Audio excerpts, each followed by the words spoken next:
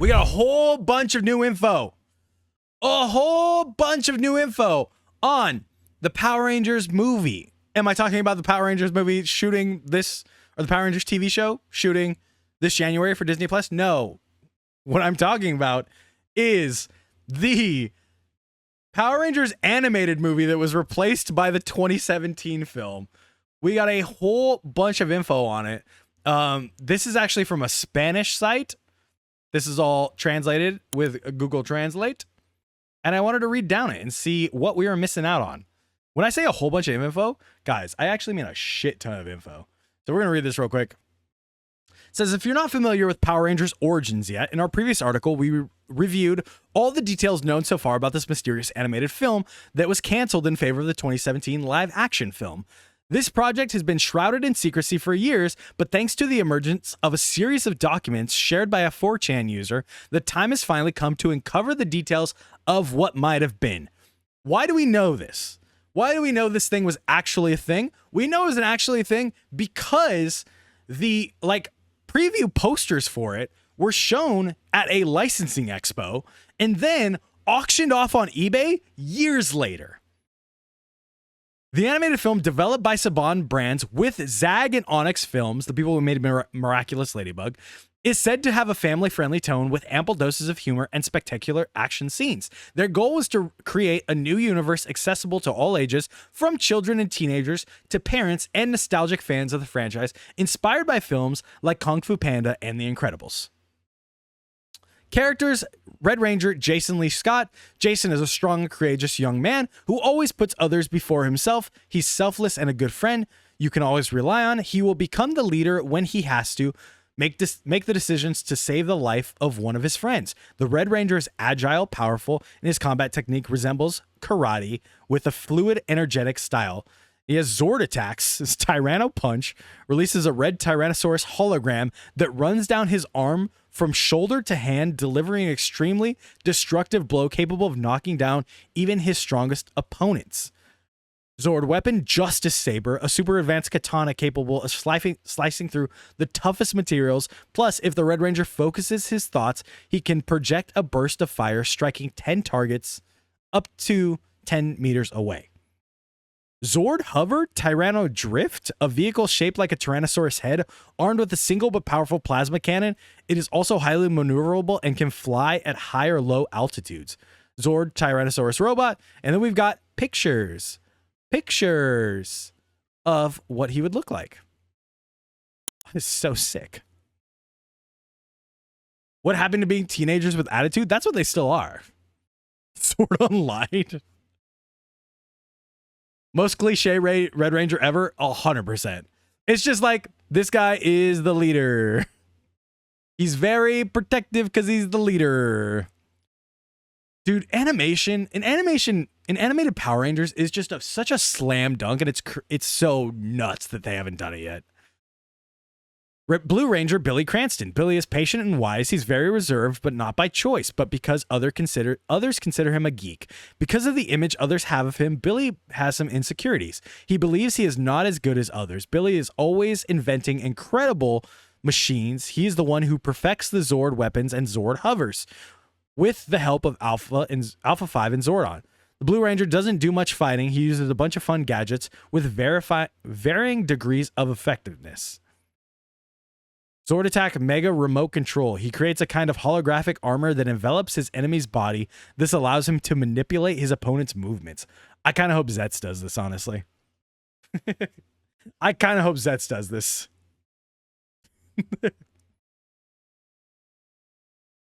They haven't done it because Hasbro's is full of morons. Even before Hasbro. I'm talking about like everybody. It's crazy that no one has done animated Power Rangers, or no one that's owned Power Rangers has done an animated Power Rangers. Zord weapon, Zord gadgets. He can summon a variety of gadgets, though they don't always work properly. Mini Stinkernade stun spray, Zord hover, Tricerapod, a vehicle shaped like a Triceratops head, equipped with 3 laser cannons. It's large, powerful, and capable of high altitude flight. And these are the pictures from the trailer that we saw. The Black Ranger, Zach Taylor. Why is Zach in a suit? Is everybody in a suit? No. Not everyone's in a suit. Why is Zach in a suit? Zack is intelligent and brave. He's the son of a wealthy and influential senator, which is funny because in Once and Always, Zack becomes a senator. Why is this giving video game mechanics? I like, even though like not all of this would probably be used, I like that all of this is very thought out. She is so tan. They just gave her the most tan. I like that all of it's very thought out because like it's all there to use if you want to use it, you know? They actually have a full-on synopsis of it, of what the movie would be. So somewhere in the universe, 5 strange characters explore an unknown planet and free the intergalactic witch, Rita Repulsa, thirsty for revenge after 10,000 years of imprisonment. On Earth in the Angel Grove desert, the wise Zordon and his faithful robot, Alpha 5, discover that Rita has escaped and that the planet is in danger. Zordon, trapped in a parallel dimension, can only communicate through a holographic computer. Act 1, Zordon sends Alpha 5 into the city to search for 5 teenagers capable of activating the powers of the Zordosphere. The Zordosphere. It sounds like a slur. Zordosphere, a parallel dimension built by Zordon. We see Alpha 5 camouflaged in different disguises as a child, as a trash can, etc. in different comic scenes that introduce us to the 5 protagonists and their personalities. Where's Alpha in this one? I just see Billy and Kimberly. After several failed attempts, Alpha 5 and Zordon managed to convince Jason, Zack, Kimberly, Trini, and Billy to become the planet's new defenders.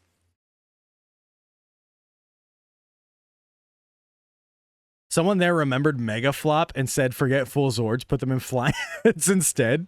It sounds like they have full Zords, they just also have flying heads.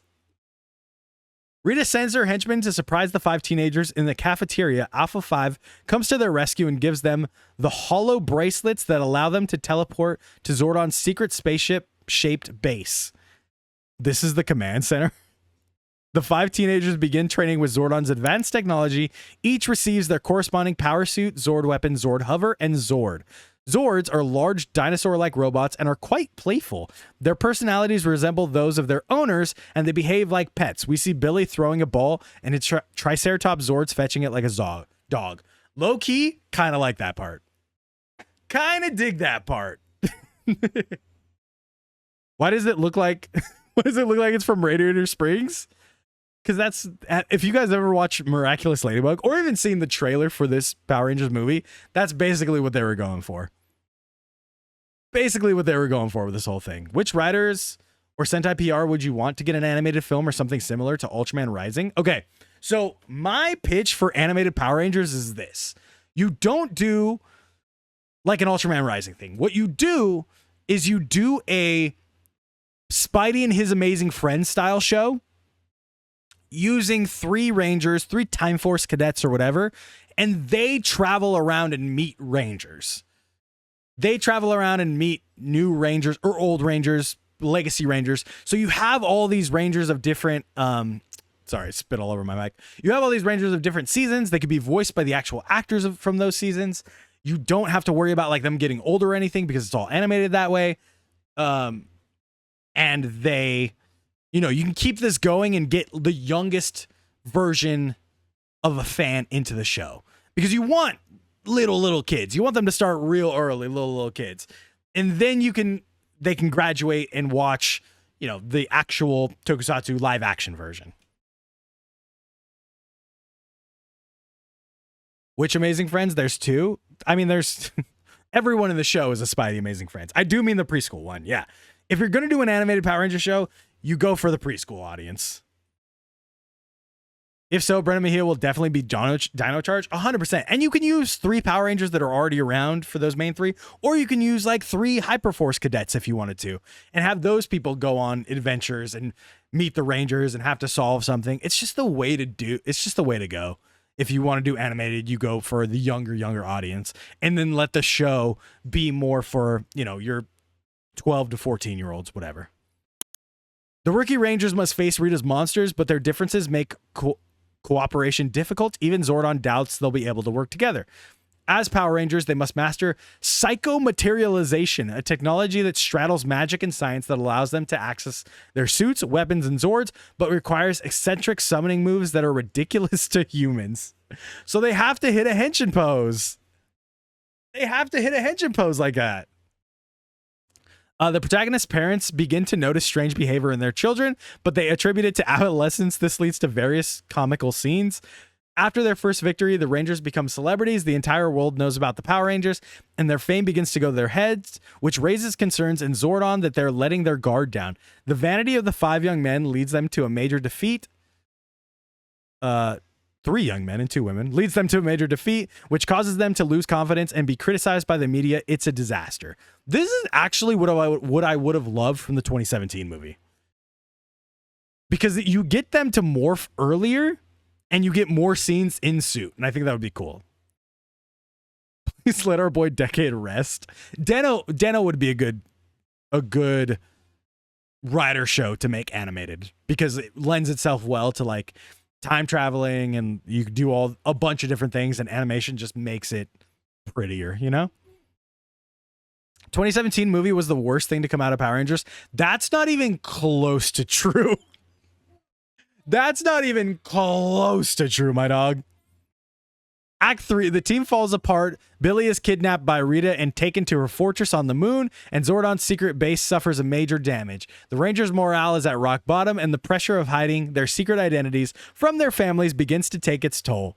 Jason takes on the role of leader, rallying the team to reactivate the base's computer and regain communication with Zordon. Together, they devise a plan to rescue Billy and gradually regain their motivation.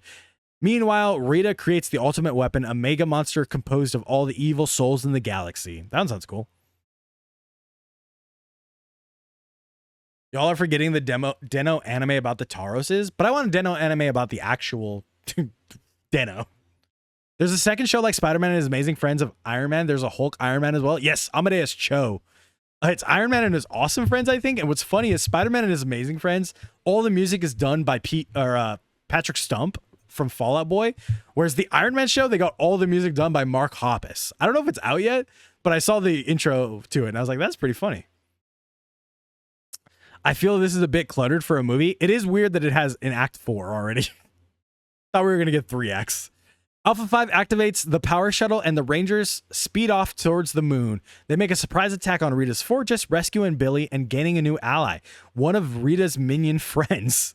The Rangers return to Earth united and safe, but Rita's henchmen pursue them. An epic aerial battle ensues, culminating on the ground. Rita loses control of the Mega Monster and is absorbed by it. The creature destroys everything in its path, headed towards Earth.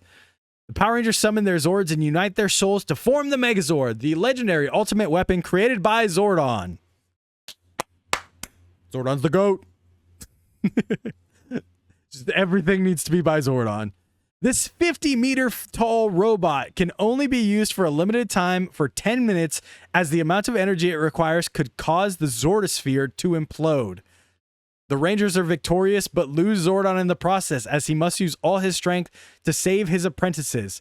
Epilogue, peace returns to Earth. The 5 heroes have become inseparable. Rita wakes up in a hellish dimension, accompanied by her deputy. This isn't over yet. In the final scene, the Rangers' base computer picks up a weak signal, confirming that Zordon is still alive. I would actually dig that. I think I would dig that a lot. These are concept art, so not the final art. We actually saw the final. This is just Gotcha Man. This is just Gotcha Man 2.0. We saw the suits that they would use, which are very much just the Mighty Morphin suits. Less like this. This feels like Power Rangers and Bioman mixed together. Pros cake. In the actual, yeah, this is more what the suits look like right here, because we've seen the trailer for this movie. Very much just MMPR in the style of Miraculous Ladybug. The hollow bracelets, which are basically the communicators. This one's cool. I like this one at the bottom right here. This one's fire. Looks like Jetman. Jetman's the one I was thinking of, yeah. Looks like the Jetman helmets with the MMPR chests. Concept art of the Zords. These look pretty cool. The Zords are like one of my big problems with the 2017 movie. They're a little too Transformers-y. This is the art they use in the background of the trailer. And then the Megazord, which is also in the trailer. Easy to see. Or it's in one of the trailers? Maybe it's in, I think we've gotten 2 trailers. 2 pointy Zords. The bracelets are going to do a lot with hollow weapons. Oh, yes, I can see that. Dude, this sword looks sick. I like this dude. Maybe it's this dude on the poster, right? Yeah, I feel like you can make the Zord so many different ways and make it look good, but most people just do it bad.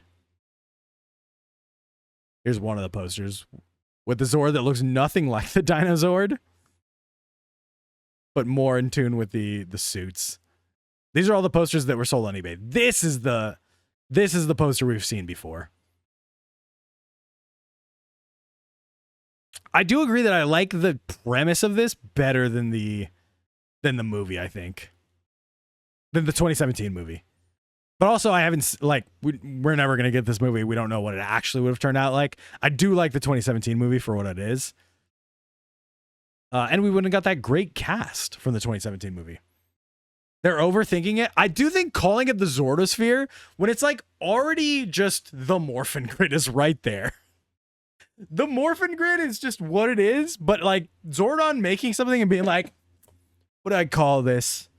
Zordon? Zordosphere. That's right. And what are these called? Zords. Yes. And Hoverzords. And Megazords. For me. I did, like, ever since I grew up in Power Rangers, I did make that connection of like, wait, Zordon made these, right? Zordon called them Zords because he's Zordon. Turns out, no. Turns out they didn't think of that. They just called them Zords. 2017 movie, funniest line. Sorry, Bumblebee. What's the funniest line in the 2017 movie? Zordon just a bit egotistical. Just a little bit. Movie makers refusing to use the source material that's the most easy. Exactly, like it's right there. Why do we have to call it the Zordosphere when it's like Morphin Grid? Literally been a thing for 30 years. But the Zordosphere is the dumbest thing I've ever heard. I think they were first supposed to be called droids. I can believe that because Haim Saban is not an original person. Haim Saban being completely wholly unoriginal makes all the sense in the world.